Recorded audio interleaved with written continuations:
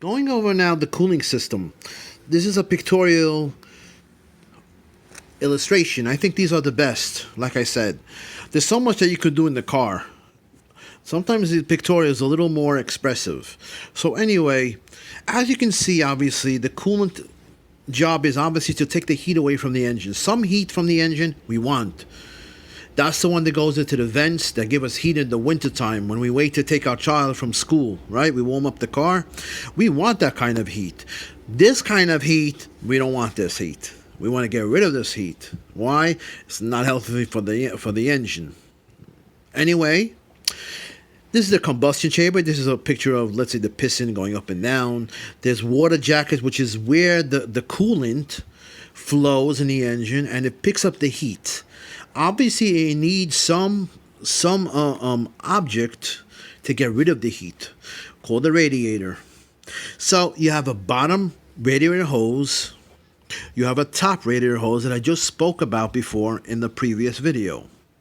We have a thermostat that I just spoke about before in the video. We have a fan over here connected to, this is the water pump over here. This is the water pump. What's the water pump's purpose? To circulate the coolant, obviously, right? Get the coolant flowing where? From the engine, out of the engine to the radiator to give off the heat and come back with less heat over here. These two were hot, this will be hot. Remember before I said something, the thermostat. Very important when you change the thermostat, the gasket also is very important. So we have coolant flowing. Now, at the beginning on a cold engine, very, very cold, right? Not to get too technical again, the PCM, the ECM, ECU, it looks at the temperature, and it looks at temperature of the coolant temperature sensor. It tells it it's cold out here. It's January. It's freezing. It's 10 degrees, right? I'm on my way to work. It is freezing in this car, right? So what happens?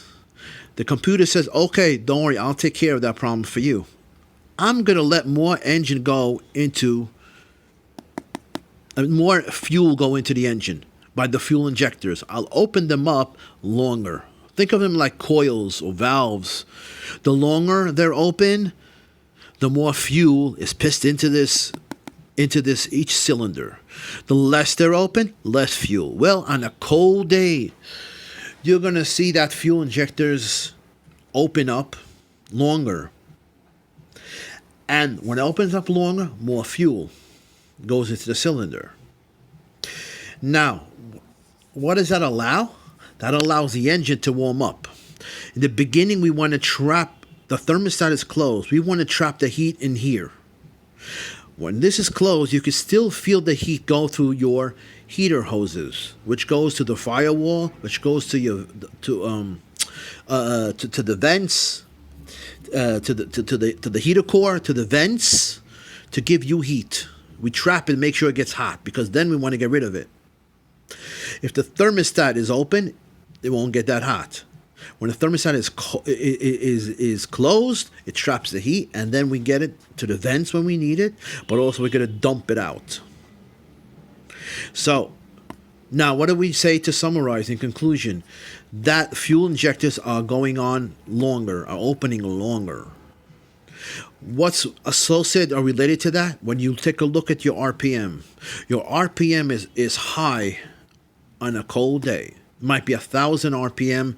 Who controls that? The computer controls that. As you see, as it warms up, your RPM will go less, 900, 800, 700, 600. And what controls that? The computer. The computer is the boss. He controls everything from startup when you start off the car. We want to get rid of this heat. Like we said, we want some of it to heat up the vents, the interior, obviously. When we get rid of it, the thermostat is the main culprit. We want to make sure that this thermostat opens up. When he opens up over here, that allows the coolant, a path for coolant to go. As you can see, first goes from here to here, right, circulated over here, goes through all the water jackets and all this, comes back, As long as this opens up even partially, the coolant goes in here to the radiator. And remember what I told you in the previous video? How do I know that coolant is going through here? Because I press it, I squeeze the hose, and it feels hot. What does that tell me? That tells me that the thermostat is opening up. When he opens up, I'm going to feel that heated coolant liquid in this hose, the upper radiator hose. When I have a problem with it, the first thing I go for is this. Besides the vents, if the vents in your compartment has hot heat, I know this is circulating. Now, I go over here and I feel it, the upper radiator hose, and I say, well, it's hot. It's hot. Thermostat open up. He's doing his job. Goes here, dumps it over here, the coolant over here. What does that do? It goes to the atmosphere. But it needs a little help. We talked about, and the reason why I'm doing this video is transverse engines, longitudinal engines. From this diagram, learning from what you learned, what type of engine do you think this is? As you can see, it's a water pump. And on the shaft, it goes this one over here. You can see that it's a longitudinal, engine. It's turning on the shaft from the water pump. As soon as you turn it on, it turns. It turns. Anyway, it has a fan. We said this dumps all the heat back out into the atmosphere, right? And when you stand in front of that car, there's a radiator and there's a condenser giving off the heat. Boy, can you feel it on a hot summer day when that condenser is getting rid of all that heat, right, for the air conditioning from the compressor, the high pressure. Anyway, but so that's good. All this is good. All this is good what you're telling me. But you know what? When you're driving highway mileage, guess what? It's healthy for the engine. Why? It's constantly being cooled by the cool air. But then you're going to say to me, but it doesn't make sense because this is like 200 degrees, 210 degrees, 250 degrees, the cooling temperature.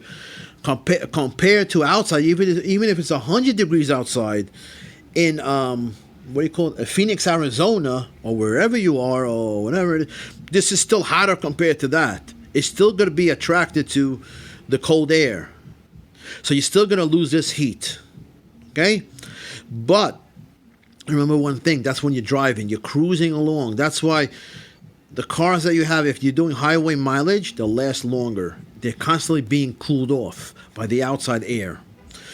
Now, city driving, what are you doing? Red light, people crossing. I have to wait for them, right? Stop sign, constantly stop and go, correct? You're idling, you're waiting at lights, you're in traffic, correct? You could be at traffic on the highway also, that's besides the point. But anyway, what happens? This heats up, engine heats up. So if you see with the condenser in the summer, 210 degrees, right?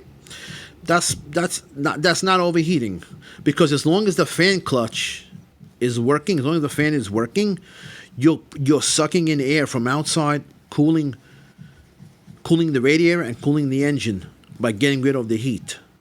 So it's doing its job. In transverse engine, you don't have no contact like this from the water pump to this. It's going the other way. It's going sideways. So what do you have? Electrical fans, a condenser fan like Toyotas, Hondas. Condenser fan, you have a cooling fan controlled by, guess what? Coolant temperature sensor that we went over. So anyway, what the first thing to look for is, obviously, I always look for, make sure the heat is going in the compartment. That at least tells me that it's circulating. That's a good sign. I go for this one over here, make sure the heat is coming from this, I squeeze this and make sure that the thermostat is open. I make sure that like I said before, that the fans are turned. If the fans do not turn, hot summer day and you're idling, you will overheat. It's as plain as that. Could be an electrical problem if they're electrical.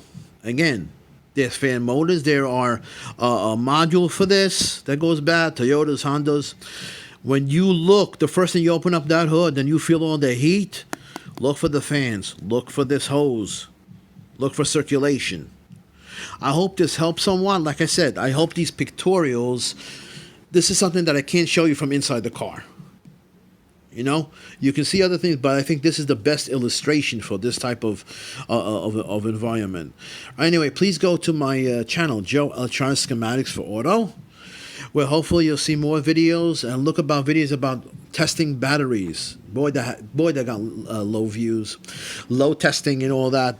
Like I said, I'm not gonna go deep anymore when I do these hands-on videos with testers that I think people probably don't have. There's no point to it. I'll just try to get very simple and not explain that much. More hands-on and be right direct to the point with these things, I think. So anyway, thanks for watching.